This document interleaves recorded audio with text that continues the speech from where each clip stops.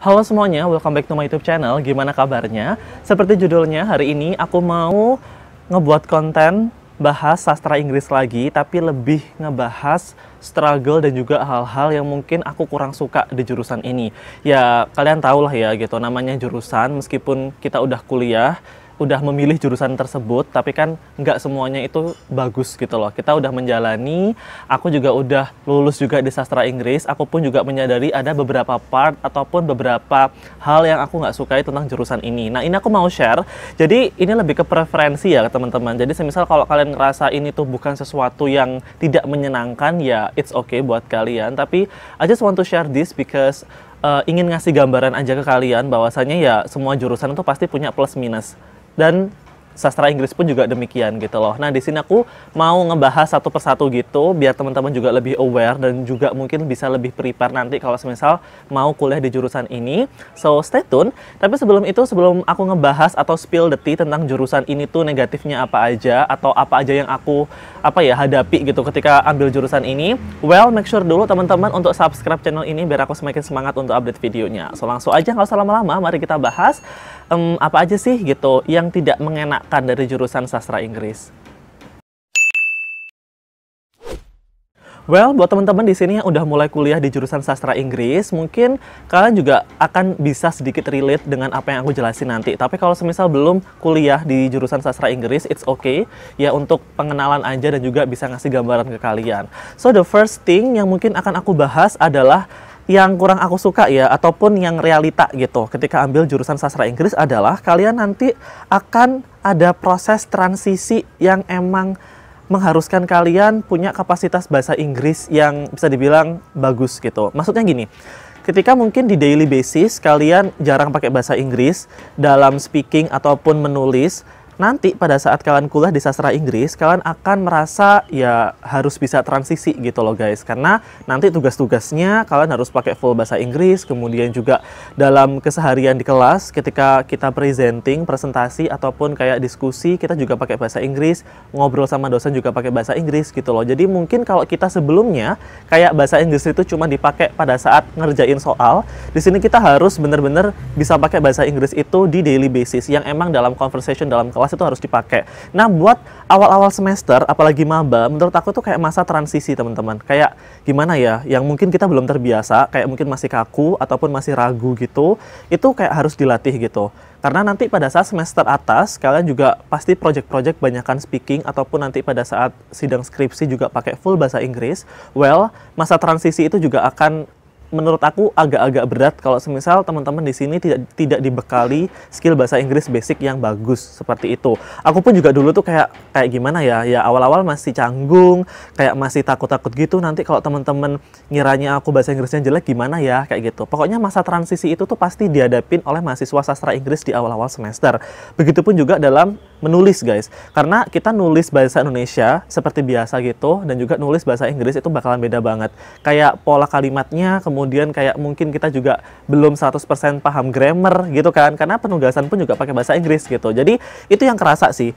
Pokoknya dari dalam segi speaking dan juga writing itu banget yang akan sering dipakai ketika pada saat maba ataupun pada saat kuliah. Jadi buat teman-teman, ya kalau emang kalian suka bahasa Inggris, pasti masa ataupun masalah ini tuh not gonna be, big problem lah gitu. Karena ya udah gitu loh, kita pastinya udah suka gitu kan dengan berbahasa Inggris gitu. Cuman kalau emang dirasa teman-teman ini kayak masih kurang, bahasa Inggrisnya tuh masih kurang, kalian akan merasakan transisi ini gitu guys. Jadi ya semoga ini tuh bukan isu sih sebetulnya, tapi kayak masa-masa dilema ataupun kayak aduh ternyata susah ya masuk sastra Inggris, ataupun kayak ngerasa cocok nggak sih masuk sini gitu. Ada ketakutan seperti itu. Jadi buat teman-teman kalau emang mengalami masa ini, kayak ya stay calm, biasa aja gitu, karena ini tuh kayak sesuatu yang wajar kalau emang teman-teman sebelumnya belum pernah pakai full bahasa Inggris ataupun tidak terbiasa pakai bahasa Inggris di kehidupan sehari-hari, apalagi nanti pada saat kuliah seperti itu.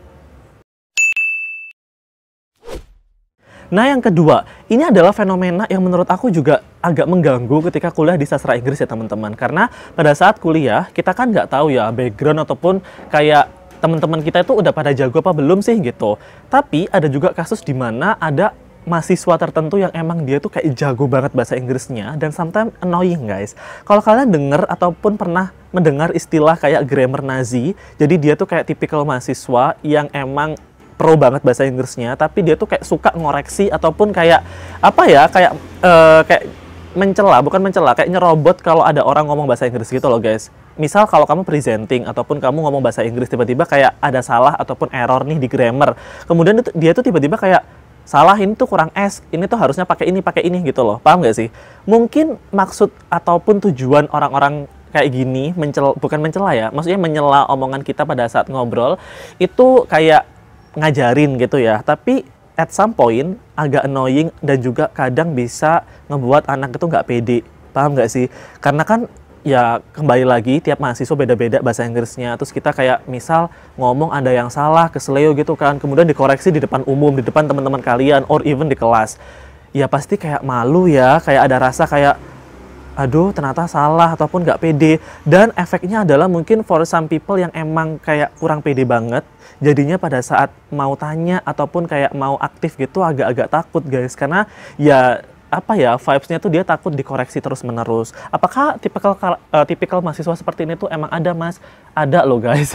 Maksudnya ada loh. Kayak ya sometimes ada tipikal yang mahasiswa tuh emang ya nggak tahu ya apakah emang tujuannya itu emang ngebantu untuk ngoreksi kebiasaan or even dia mau show off kalau emang dia bisa bahasa Inggris. I don't know, kita nggak tahu itu. Tapi yang jelas sometimes seperti itu juga ngebuat mahasiswa sastra Inggris itu kurang nyaman. Nah, ini buat reminder aja buat kalian yang emang bahasa Inggrisnya masih kurang bagus, tetap pede aja gitu loh. Karena ya namanya belajar ya nggak apa-apa gitu loh. Kita salah ya wajar gitu loh. Apalagi bahasa Inggris bukan bahasa ibu kita. Itu yang pertama. Terus yang kedua, buat teman-teman di sini emang ngerasa pro banget ataupun ngerasa gatel kalau ngelihat bahasa Inggris teman kita itu agak berantakan ataupun salah, ya boleh dikoreksi tapi konteksnya dilihat dulu ya gitu. Dalam artian ini tuh wajar nggak aku ngasih saran ataupun ngoreksi pada saat ini, kalau emang dirasa itu lagi hal apa ya kayak di kelas serius banget, kemudian juga orangnya banyak yang nonton, ya ditahan dulu gitu loh. It's about behavior. Menurut aku karakter seperti ini juga sometimes mengganggu banget buat mahasiswa sasing, dan aku pun juga pernah experience itu,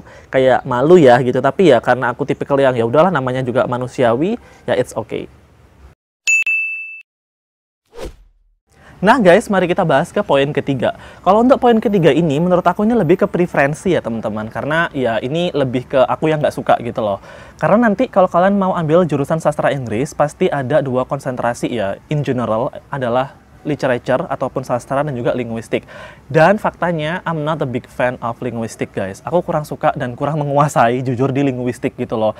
Kayak menurut aku tuh kayak susah banget. Apalagi kalau mata kuliah kayak fonologi, kemudian kayak syntax, morfologi, discourse analysis, pokoknya berhubungan dengan linguistik itu aku kayak kurang suka. Kayak menurut aku kayak terlalu theoretical dan juga kayak matematika gitu loh aku ngelihatnya. Pokoknya dia tuh kayak banyak aturan gitu loh guys, dan kayak nggak bisa dinalar, beda banget sama sastra gitu loh. Jadi kalau aku di kelas linguistik, jadinya tuh kayak kurang semangat, of course. Kedua tuh kayak takut juga dosennya, for sure. Aku tuh dapat dosen-dosen yang senior dan little bit strict ya, jadi aku juga agak takut juga.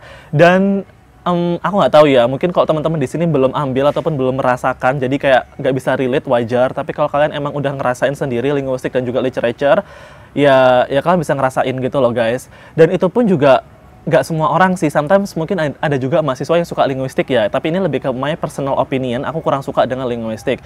Tapi apakah ada mahasiswa juga yang kurang suka dengan sastra, Mas? Ya pasti ada gitu loh. Teman-teman aku yang notabene ngomongin apa namanya, mata kuliah sastra yang mereka ngerasa kayak nggak enak ataupun ngerasa ini susah juga banyak gitu loh guys. Mereka ngerasa kayak sastra itu terlalu nalar, kemudian juga kayak terlalu kritis sometimes, kemudian juga banyak teori-teori juga, harus baca ini itu. Nah mereka juga nggak suka. So dilema atau masalah ini tuh bakalan muncul kalau di semester udah 4 ke atas guys. Nanti kalau kalian emang dihadapkan dengan dua pilihan ini, kalian tuh akan ngerasa kayak condong kemana itu bakal kerasa gitu loh. Dan aku pun juga dulu kayak suka banget pada saat kelas literature, tapi pada saat linguistik jujur aku kayak aduh ini apaan anjrit, aku kayak nggak masuk banget. Aku selalu duduk di belakang karena aku nggak paham sama sekali. Even aku dijelasin beberapa kali pun juga nggak paham. Ya mungkin otak aku yang kapasitasnya dangkal, aku juga nggak paham ya. Tapi namanya orang mungkin punya, kayak preferensi. Kalau aku pribadi emang nggak suka linguistik. Kalau kalian emang suka, good luck. Maksudnya ya kalian bakalan enjoy banget di kelas gitu. Tapi kalau nggak suka, ya ya berusaha untuk suka. At least kalian tetap aktif dan gak menghindari. Itu yang aku lakukan dulu sih guys. Kayak ya udah dilanjutin aja gitu. Coba baca meskipun paham-paham dikit. Yang penting nggak skip kelas kayak gitu. Jadi kalau kalian nanti ngerasain sendiri gimana sih mas sama linguistik, aku nggak bisa jelasin lebih banyak. You can find your ini ya, kamu bisa dapat ataupun cari sendiri nanti di Google ataupun di YouTube. But anyways, again, ini adalah dilema pada saat ambil di kuliah jurusan sastra Inggris. Now let's talk about the last one. Menurut aku ini penting banget ya, reminder juga buat teman-teman yang ambil jurusan sastra Inggris. Jadi seperti ini guys, aku merasa ketika aku ambil jurusan ini dan sampai lulus pun, sebetulnya kayak I'm not, kayak aku ngerasa nggak dapet skill yang berbeda dan beneficial. I'm sorry to say, tapi ini faktanya ya. Jadi kalau teman-teman ambil jurusan sastra Inggris, kemudian kalian bisa bahasa Inggris, oke, let's appreciate that, gitu loh. Kita bisa bahasa Inggris gitu kan. Cuman, kalau aku ngerasa ketika udah kita lulus, kemudian nyari kerja, menurut aku skill bahasa Inggris itu sometimes kayak kurang bisa dilihat gitu loh teman-teman. Kayak kurang dihargain lah gitu. Kita ngomongin fakta aja ya, di lapangan kerja sekarang, kayaknya hampir semua itu, kalau emang kamu bisa bahasa Inggris, itu kayaknya bisa jadi poin plus. Tapi, kalau emang itu jadi skill utama kamu, kayaknya tuh kamu masih kayak kurang skill gitu loh guys. Kayak kamu tuh kayak masih kurang dilihat, profesional gitu loh. Paham nggak sih? Makanya, aku bilang, kalau emang kalian masih kuliah, ataupun kalian ngerasa sekarang kayak cuman bahasa Inggris aja skillnya, kamu harus coba explore guys. Bener-bener manfaatin kamu untuk explore dan juga tambah skill kamu. Misal, kamu mau belajar masalah marketing, kamu mau belajar masalah public relations, kalau kamu mau belajar teman-teman, kayak social media, kayak skill lain, kamu coba belajar itu deh gitu. Karena aku udah lulus, aku pun juga ngelihat kalau kamu cuma mengandalkan saya bisa bahasa Inggris gitu. Mungkin lapangan pekerjaan itu cuma hanya kamu jadi tutor, jadi pengajar, tour guide, itu pun juga jarang banget. Ataupun kayak ya nggak jauh-jauh lah dari ngajar gitu, jadi guru lah gitu. Jadi menurut aku kalau teman-teman emang nggak passion jadi guru ataupun jadi pengajar, ini bakalan susah teman-teman. Karena ketika aku ambil jurusan sasing, aku tuh ngerasa kayak nggak dibekali skill yang beda gitu loh. Karena ya sekarang bahasa Inggris itu ya udah gitu, nggak jadi nggak jadi skill utama yang bisa dilihat orang. Karena ya kalau emang kita cuma mengandalkan skill bahasa Inggris aja, kayak nanti komparasinya adalah, perbandingannya adalah, ya kayak bedanya sama anak yang ambil kursus apa? Paham nggak sih? Kita juga bisa bahasa Inggris gitu at the end of the day. Jadi, kalau emang di-compare skill yang lain apa, kalau emang kita cuma bisa punya bahasa Inggris aja, itu bakalan susah teman-teman. Dan aku experience itu, dan sedikit agak menyesal kenapa aku pada saat jadi mahasiswa tuh kayak kurang explore. Jadi kalau teman-teman ngerasa masih kurang skillnya, belum punya special skill yang bisa berguna banget pada saat kalian lulus, coba explore mulai sekarang. Aku bisa apa ya gitu, aku suka apa ya. Kalau emang kalian suka ngedit, suka bikin konsep kayak foto ataupun video-video pendek, itu coba coba dikembangkan gitu. Barangkali nanti kalian bisa berkarir di dunia sosial media.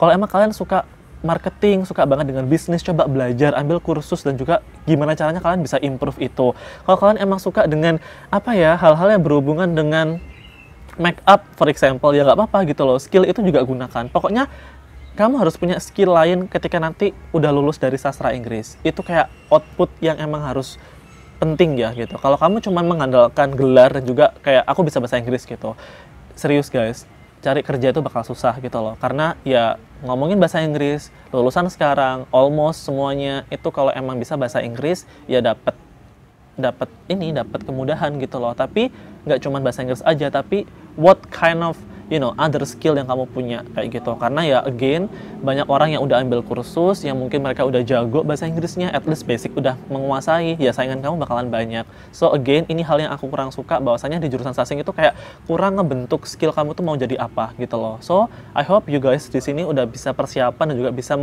bisa punya gambaran bahwasanya nanti ke depan harus kayak gimana, seperti itu. Nah guys, that's all my video. Semoga video ini bermanfaat buat teman-teman yang suka dengan konten sastra Inggris ataupun dunia perkuliahan. Subscribe dan juga like, comment, apapun itu, biar aku semakin semangat untuk update videonya. And if you have another questions ataupun mau tanya-tanya, boleh banget komen di bawah biar kita bisa diskusi bareng. Dan sekian dari aku, and I'll see you next on another video guys. Bye-bye.